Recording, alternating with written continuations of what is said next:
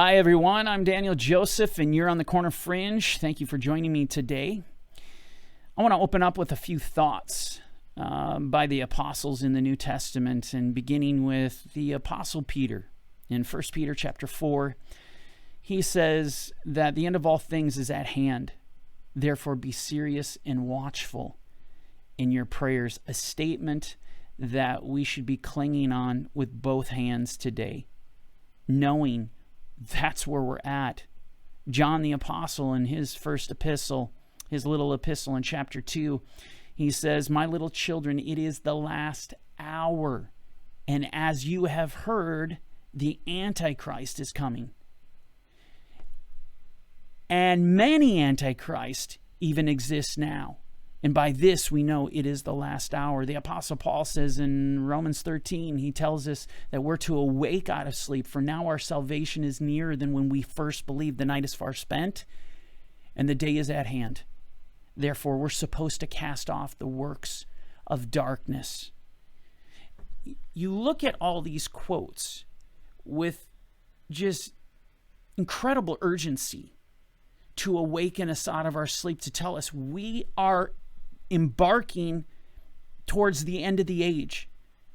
That Yeshua is at the door. Jesus is at the door. He is ready to come back. Well, as I've already mentioned several times, more now than ever before, can we now look out our front window and then look at our Bible and said, we're actually living this. This is now tangible. Bible prophecy can be felt.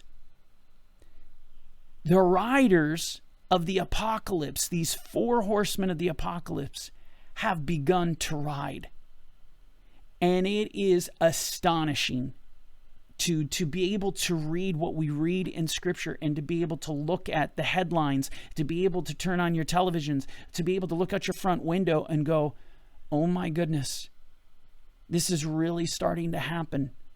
This is starting to unfold. It is such an incredible thought. And for some, it is very, very difficult to get their arms wrapped around. And for others, they just simply don't believe it. There are many who are still sleeping. And it's astonishing to me that if you're a believer today and you're sleeping, I don't even know how to describe that, considering the days that we're living in. It's so frustrating to watch people continue to lust after the world, to go after the world, to be concerned about the things of the world. None of this stuff matters when we are literally living in Bible prophecy. Well, today, I want to continue our journey.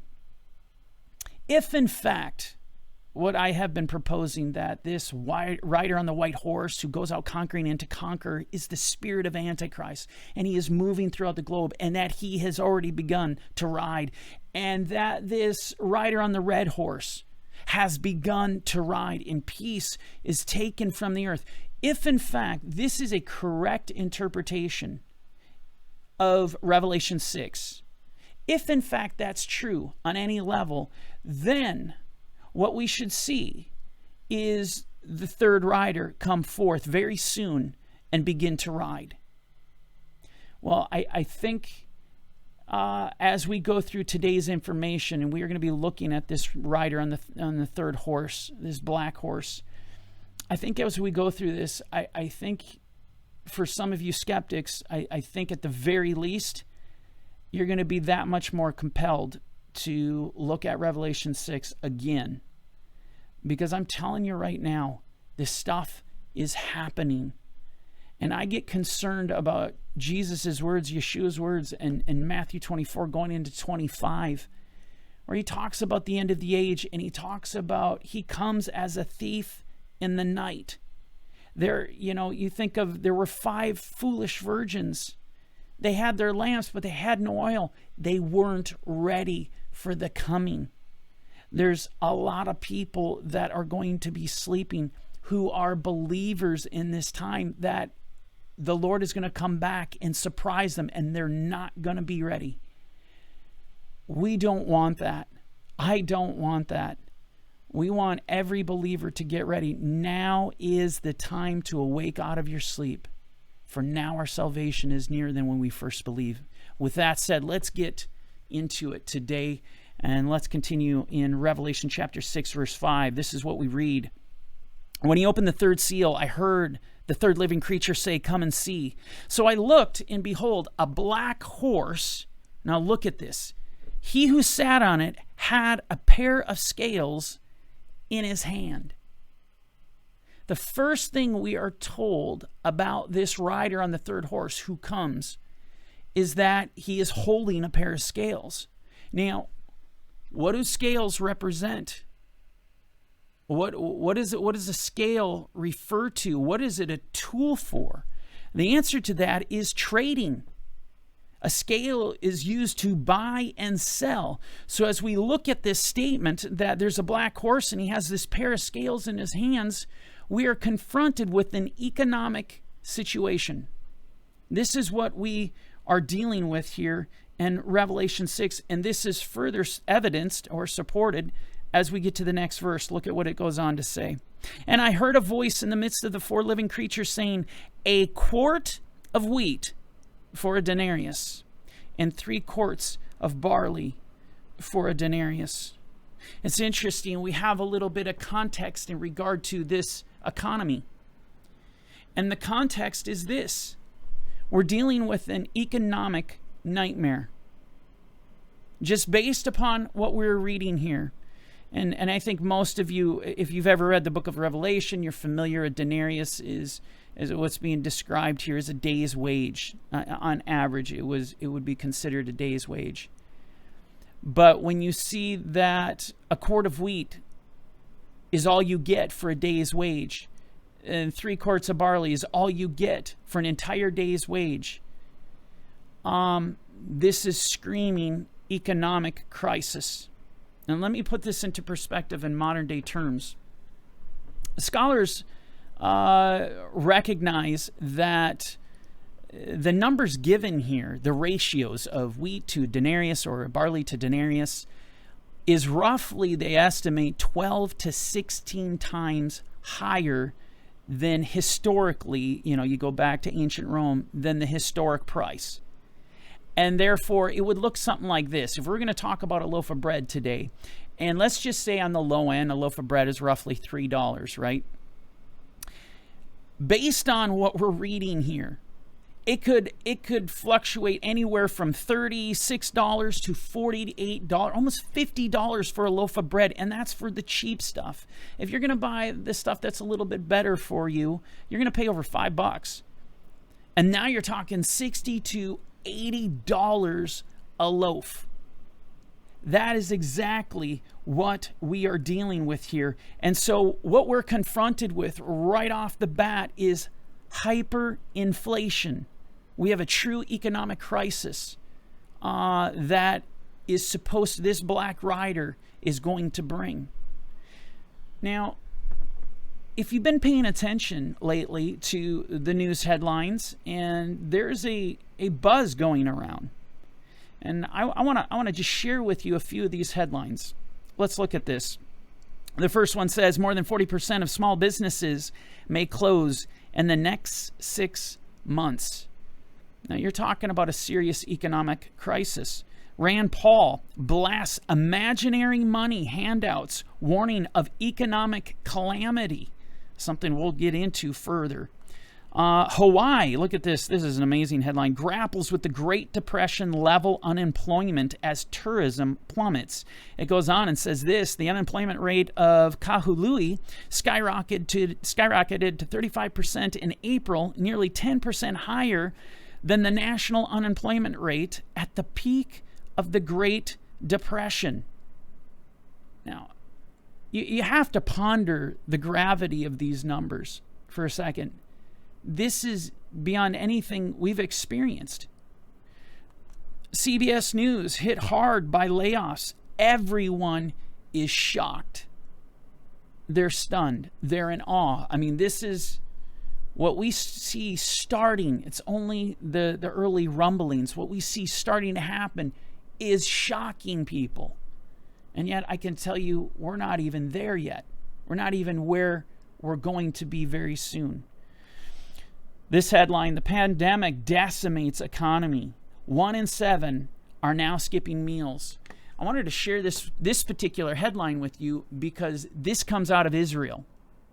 This is a headline from Israel 365, where they are talking about in Israel, 1 in 7 now are skipping meals. And why are they skipping?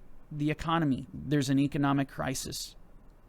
Okay? This is very, very real.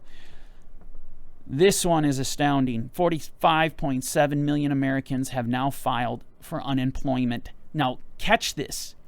Since the lockdowns began. Okay, so this doesn't, we're not talking about all those that were unemployment prior to the coronavirus. Prior to this, our response to the coronavirus and locking down, in essence, the world. This is only during the last, let's just say, last couple months. And we're talking, there's only 320 some million currently living in America.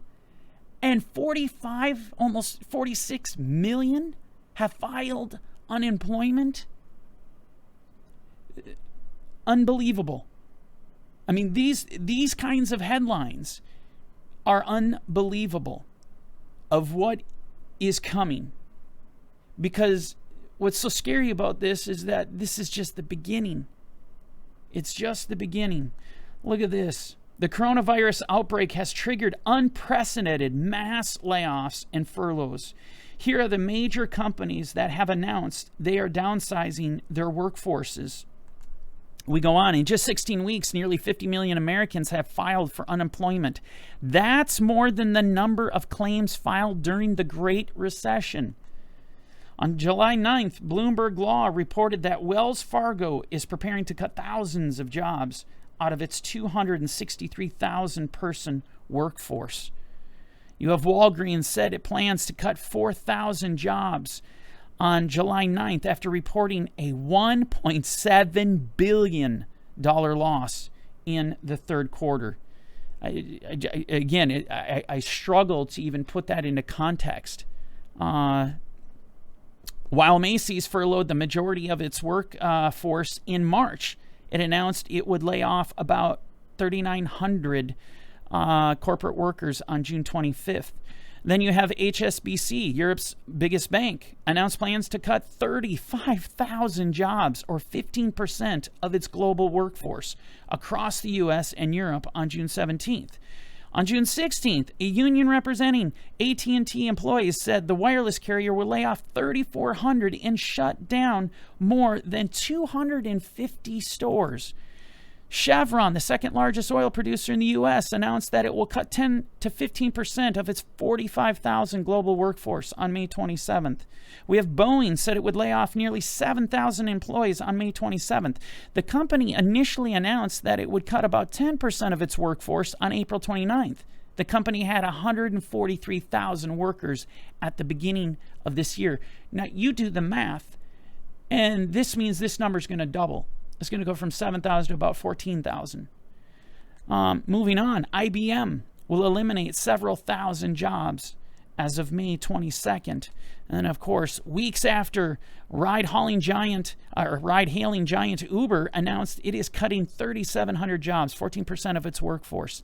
CEO Dara, not even going to try that, announced on May 18th that he will cut 3,000 additional jobs and close 45 offices.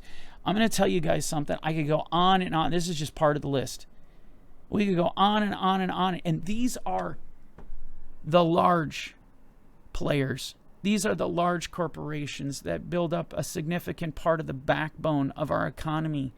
This doesn't include all the small businesses. But many businesses were just struggling to hang on to begin with before the lockdowns. Those businesses are getting completely wiped out. In fact, we read one of the headlines reads this: 100,000 businesses have permanently collapsed under the pandemic. And the problem with this is that number is growing exponentially. And at this point, there's no end in sight. There is no end in sight. And people's best hope right now is hopefully I get an unemployment. So I'm going to file unemployment and at least I'll be able to pay this, I'll be able to pay that. I mean, that's their best hope. I'm going to tell you guys something. That is not a healthy economy. That is the Titanic going down. And I feel like we're at that moment right now where the Titanic is sinking, and you're calling for the musicians to come out. Let's play a little song for everyone just to give them some, warm, fuzzy feeling inside. And this is where we're at. We're at this point right now. 30% of Americans did not make their housing payment in June. I know just as recent, here we are in July, that number has gone up to 32%. And it's going to continue to go up as the layoffs continue, as things get crazier and crazier. Every facet of our economy is being affected right now. It goes on, it says this: job losses remain at a catastrophic level that is like anything that we have ever seen before in all of U.S. history. I mean, do you hear this verbiage that is being thrown around in regard to the economy? This is nothing we have ever experienced. And the Great Depression, if you ever studied that, that was intense. That was nasty. It lasted well a decade. That America went through a serious economic correction. What we're already looking at, and we're not even feeling it yet. I mean, truly not feeling it yet, dwarfs what happened in the Great Depression. And when we get there, I'm going to tell you right now, it's going to turn some people's worlds completely upside down.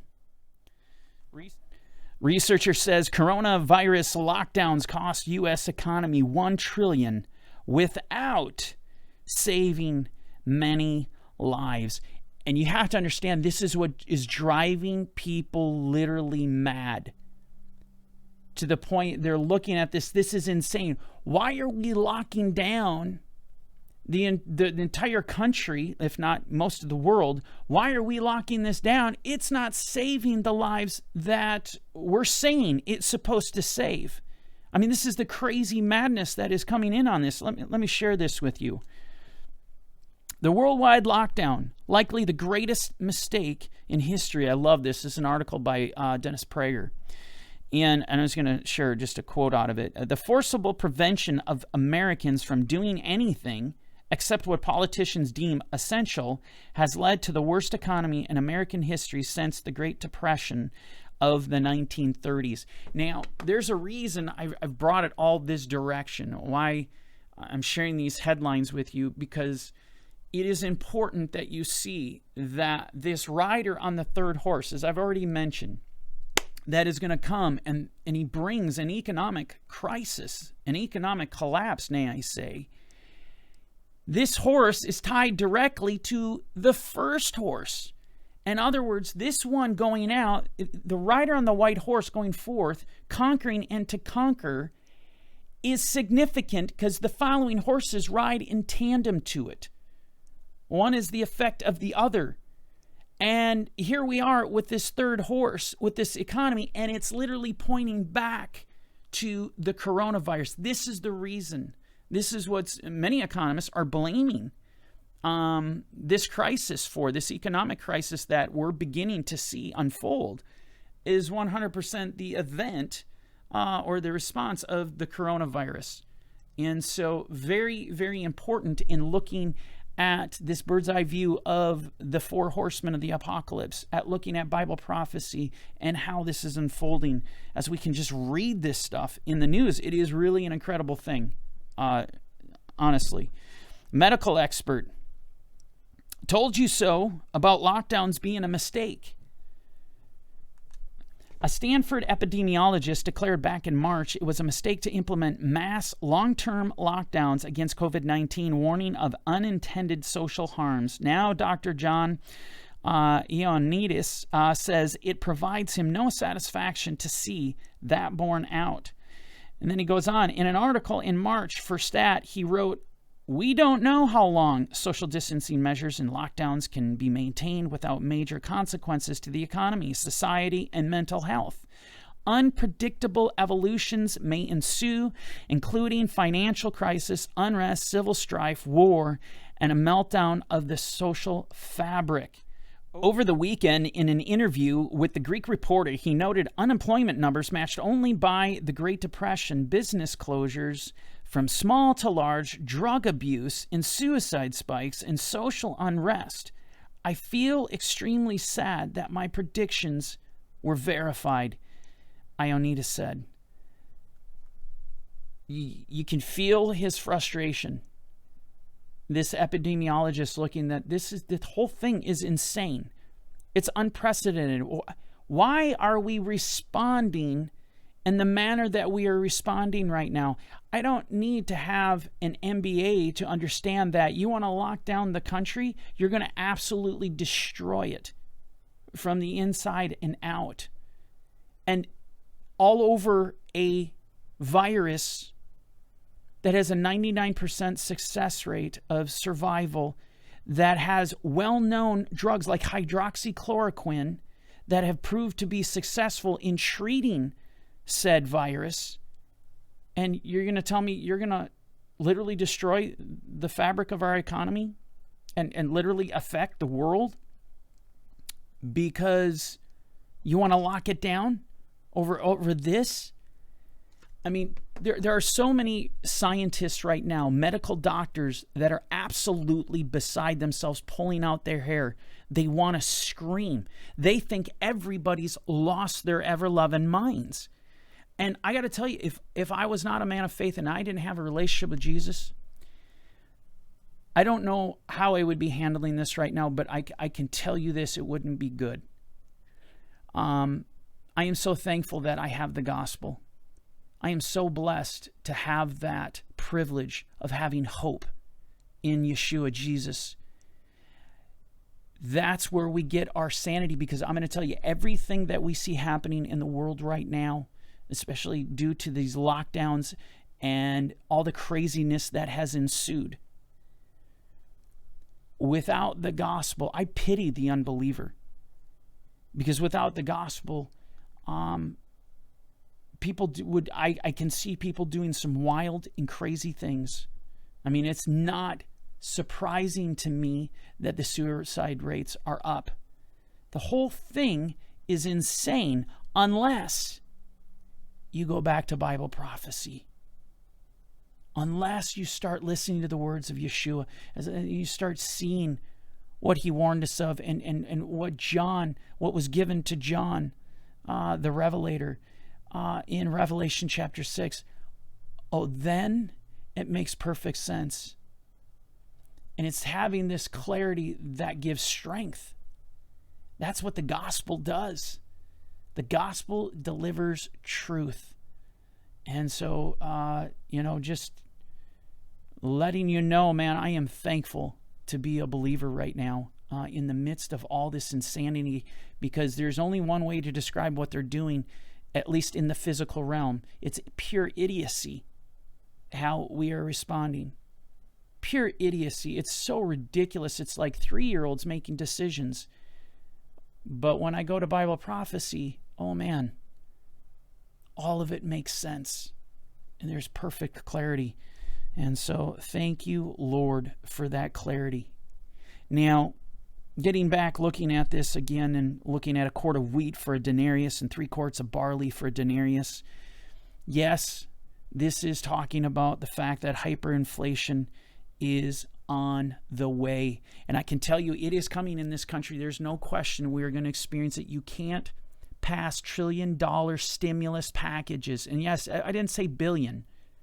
That would be ridiculous enough. I'm talking $1 trillion stimulus packages, and think you're going to walk away from that unscathed, and think that your society economically is not going to be affected. It's going to be traumatized. Let me share with you a quote, interestingly enough, especially coming off of the last few weeks, talking about communism and the New World Order, and how the enemy, the devil, is utilizing this ideology to really formulate this one world government. Let me share with you this, because you can see this is all working together. But Vladimir Lenin, remember, the leader of the Bolshevik Revolution, this raging communist, he's quoted as saying the following: the surest way to overthrow an existing social order is to debauch the currency. This is the real reason why our presses are printing ruble bills day and night without rest. Now, if you go back to the early 1900s, you study Russia history, and you'll realize, what did they do to the ruble? They debauched it. The Bolsheviks wanted to overthrow the government, and so you just start printing rubles. This is how you deal with whatever you're dealing with at the time. You just print, print, print, print. And they weren't printing to help the situation. They were printing money to destroy this current social order that was in place at the time. And we know that the Tsarist regime was in place at the time. But what is happening right now?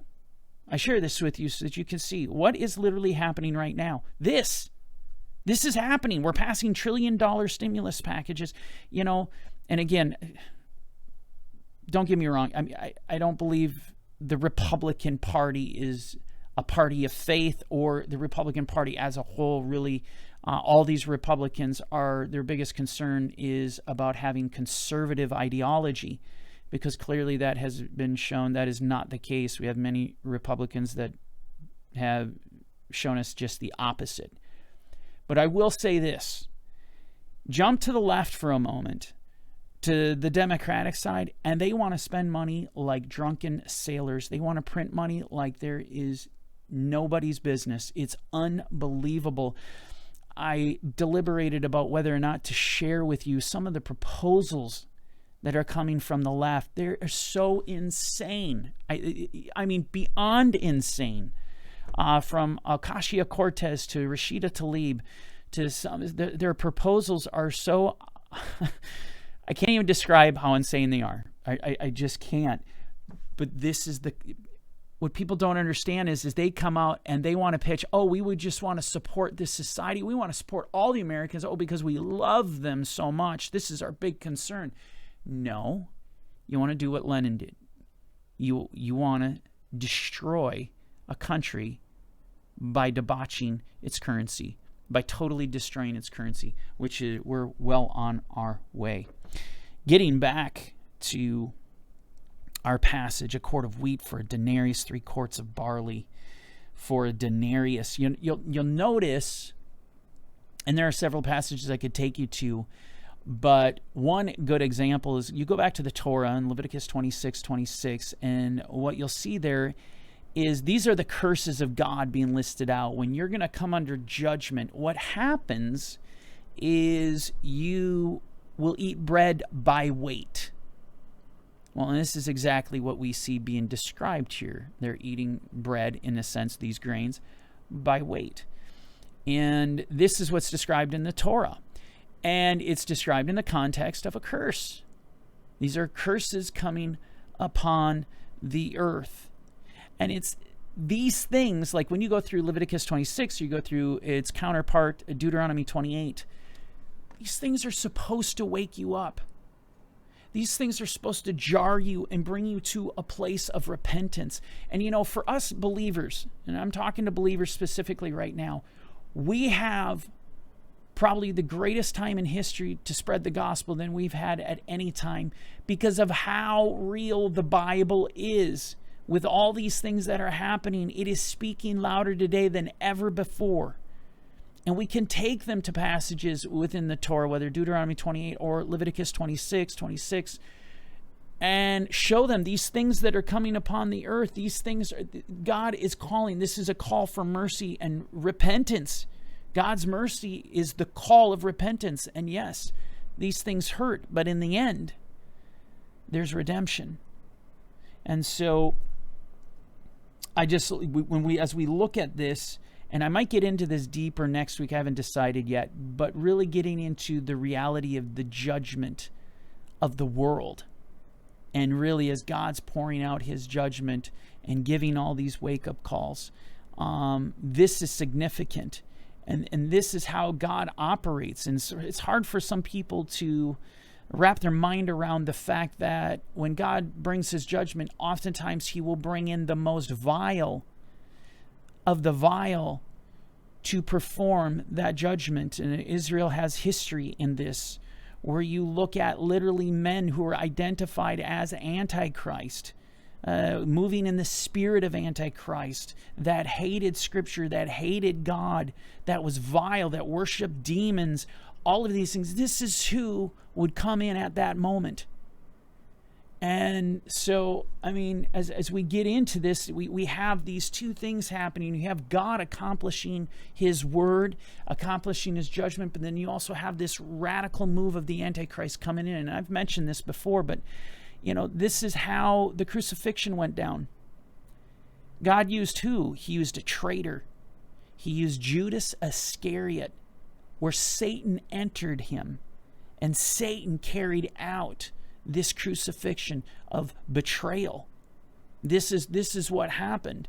And yet, in the whole midst of it, God's plan is being executed. Absolutely incredible.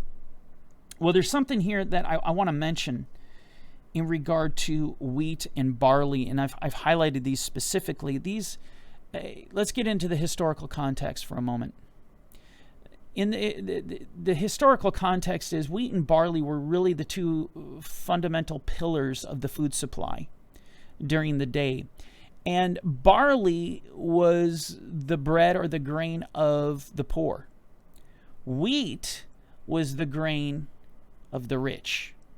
So if you were well-to-do, you would be that individual that ate wheat. If you were not, your diet would consist of barley, etc.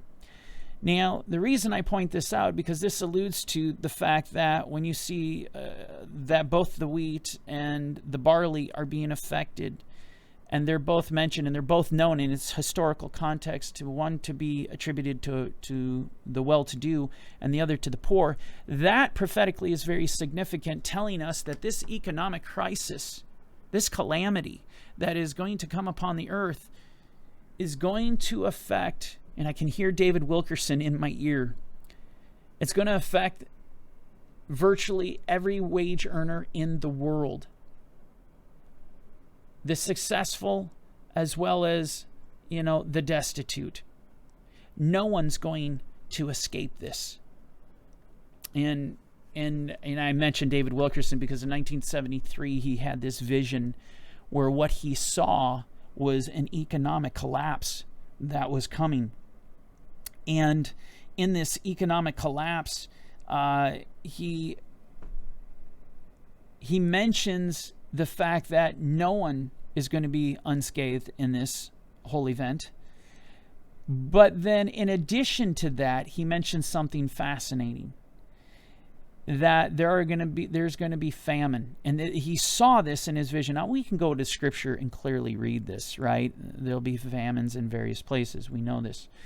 But Wilkerson saw this, and it was tied in this vision, if you will, to what he saw with the economy happening, that the economy would be totally falling apart. It would go into a crisis mode. And then in addition to that, there would be famines and food shortages, etc. Well, the reason that fascinates me is because of this right here. Because this passage isn't just simply talking about an economic crisis.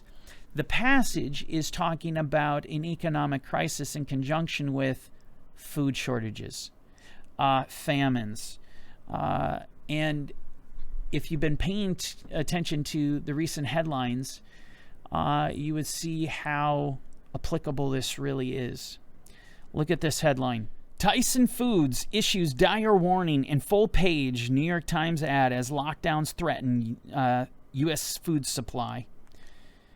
And we read, Tyson Foods rolled out a full-page advertisement Sunday in the Washington Post and the New York Times, warning that the country's food supply chain is breaking amid continued lockdowns aimed at slowing down the coronavirus pandemic. Again, more good news, I say that facetiously, of news coming out of these lockdowns. You see all these wonderful things that the lockdowns are producing. We're seeing headlines we've never seen before. Like this one, or how about this one? Prager, one of the thousands of unpaid garment workers protesting the lockdown in Bangladesh, understands the situation better than almost any health official in the world. We are starving. If we don't have food in our stomach, what's the use of observing this lockdown? You know, it's one of those times where you say, don't confuse me with the facts, Bangladeshi, the government. But concern for that Bangladeshi worker among the world's elites seems non-existent. According to the World Food Program Director David Beasley, on April 21st, we could be looking at famine. Look at this, at famine in about 36 countries. There is also a real danger that more people could potentially die from the economic impact of COVID-19 than the virus itself. No kidding. The lockdown is possibly even more catastrophic than the virus in its outcome. The collapse of global food supply systems and widespread human starvation. We continue. Rotting food, hungry masses, chaotic supply chains, coronavirus upends the U.S. food system. Again, this is all going back to our response of the coronavirus. I'm telling you, this is the white horse that went out conquering and to conquer. It's absolutely insane. People are dumbfounded by what is happening. Now listen to what this says. In less time than it takes a farmer to plant and harvest a head of lettuce, the nation's entire food industry has been flipped on its head by the COVID-19 pandemic. An intricate system for matching supply with demand, established over decades, has been thrown out of whack, just as unemployment and food insecurity are skyrocketing among families. I want to play a short clip for you just to give you a little more perspective at how serious our situation really is becoming. This is the clip. Many disturbing pictures that we've become accustomed to seeing since the pandemic started are those of people seeking help feeding their families. The lines at food banks have been shocking. The numbers are too. In April, more than 1 in 5 U.S. households reported not having sufficient resources to buy food. That number increased to 2 in 5 households, 41%, for mothers with children 12 and under. We go now to Dallas and Claire Babineau-Fontenot. She is the CEO of Feeding America, the nation's largest hunger relief organization. Good morning to you. Good morning. We've heard the statistics in terms of who is most vulnerable and how hard they are getting hit. We also know that food prices had their biggest spike in decades just last month. This seems like the perfect storm. What are you seeing at your facilities right now? Who is coming and what do they need? Well, Margaret, I think you used the right term. It is, in fact, the perfect storm. We're seeing a marked increase in demand to the tune of, on average, 60% more people showing up in need of our services. And at the time that we're having that increase in demand, we have a decrease in donations, we have an increase in cost of food, and we have a decrease in volunteers. So it is, in fact, a perfect storm. So many of the people who are coming, oh, I'm so sorry. Yes, please no, please. So how are you managing that? And is the person that you are serving now, as challenging as it is, different from what you saw just a few months ago? Is it a different demographic? Yeah, that's exactly what I was going to say, that 40% on average of the people that we're seeing now have never relied upon the charitable food system before now. So we're definitely seeing different people showing up. So many of the people who are there, they're kind of familiar to us. Some of the people who were donors are now in line in need of our services. So there's been a change, to be sure. Did you hear that? She's talking about a 60% increase of need, and yet donations are dropping off, volunteers are dropping off, costs are increasing, and then the kicker is that some of the people that were donating are now the ones that are coming and asking for food, and that those are the ones that are in need. A perfect storm indeed. I mean, this is real. I mean, it's kind of shocking that this is not covering the airwaves everywhere, where people are not recognizing this. It's frightening because it's coming. What I'm telling you is that these four horsemen of the apocalypse, they are riding. The white horse has come forth, the red horse has come forth, and this horse, we already see it's being introduced as we speak. And this is made clear by just going through the headlines that we're seeing. This stuff is coming. We're not there quite yet, but it's about to make its full appearance. And when it does, things are going to get serious. They are going to get real. It's going to turn the lockdowns into a living hell, to move from lockdowns to complete food shortages and a total economic collapse. And who's to say what happens in an economic collapse? Is the government going to still continue to pay out Social Security? Is it going to continue to pay unemployment? Are companies and corporations going to continue to pay pensions? And so on forth. I mean, we could go down that, obviously, for quite some time of the what ifs, what's going to happen. But you look at history, and you look at when you come into a calamity of this magnitude, which is even going to dwarf the greatest calamity we've ever had in this country, it will affect every single person virtually in this nation in some way, shape, or form. And I am now getting people asking me, Daniel, should I get food? I've had people come up and say, Daniel, should I get food? And of course I say, absolutely. Absolutely. But my thing is this. We're to trust in the Lord. We're not to trust in our bug out bags, our storage, going to dig a hole in the middle of a farm field and say, we're going to hide. And as though we're going to escape what's coming. It ain't going to happen. That's not going to happen. But to be able to get food, and I think of it this way, and to be able to always give food out to somebody else and to have that's good form. I think that's good wisdom. To have that food on hand, I wouldn't trust in it. I trust in the Lord. Because I can tell you right now, historically speaking, there had been people that had experienced the rise of communism.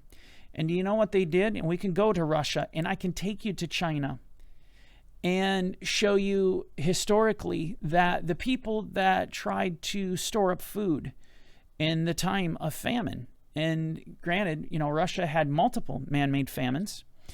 Whether you're in China or whether you're in Russia, the penalty for that was unreal. It was torture. Imprisonment. Some people would be killed, ears lopped off, and I'm not making this stuff up, because they want to control every aspect of the food supply, and they want to shame anyone that is going to be able to be independent from the state. So, and I don't say that to scare anyone. I don't say that to anything. I merely say the only way you're getting through what's coming, what I know is on its way, is by your faith. It's through the gospel of Yeshua Jesus. It's by calling on his name, trusting in him wholeheartedly, praying to him, and letting him take care of the rest. Now, having said that, yeah, I do think it's wise, as of right now, store up food for others that will be in need. Because even, let's just pretend for a moment, there isn't going to be a food shortage, that food isn't going to be hard to come by. Let's just throw that aside. If you're in a time of economic crisis, there's going to be many people that can't afford it. It's good form to be able to support them and to be able to give food to those who are in need, if in fact you yourself aren't in need. I would also say everyone should have a little bit of extra food and water for any emergency. That's wisdom. I mean, here we're people, we pay for insurance because we drive cars. We pay for insurance on our houses. Some people pay insurance for their cell phones because they're so outrageously expensive today. Because that makes sense. Well, this is insurance. Having a little extra food and water is insurance. Attempting to trust in it, now that's a different thing. Now, we have a little bit more to cover here, and I just want to finish this out. One more statement to add on to this, and it is, and do not harm the oil and the wine. And so, now this statement has been debated for quite some time as to what does this really mean. There's all sorts of different thoughts on what this means. But I really think the best resolve here in understanding this is to go back in history, to go back to the 1st century, because something interesting happened in 92 AD. During that time, the Emperor of Rome was Domitian. And Domitian gave an edict, it was what we call the Vine Edict today.